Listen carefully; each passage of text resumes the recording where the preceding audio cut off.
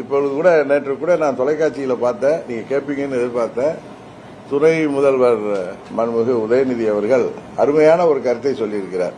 எங்களது வெற்றியின் ரகசியமே பழனிசாமி தான். பழனிசாமி அதிமுகவின் பொதுச் செயலாளராக நீடிக்க வேண்டும், அவர் 100 ஆண்டுகள் வாழ வேண்டும், அவர் எதிர்க்கட்சி தலைவராக இருந்தால் வெற்றி எங்களுக்கு சுலபங்கிறார். சோ அவர்களுக்கு கூட்டணி பலம் என்பதெல்லாம் ஒரு பக்கம் இருந்தாலும் பழனிசாமி தான் அவர்களது வெற்றியின் ரகசியம் என்பதை அவர் போட்டு உடைத்து விட்டார். இதை அம்மாவின் தொண்டர்கள் அல்லது அதிமுக ஒன்றிணைக்கணும் சொல்லி முயற்சி செய்பவர்கள் இதை புரிந்து கொள்ள வேண்டும்.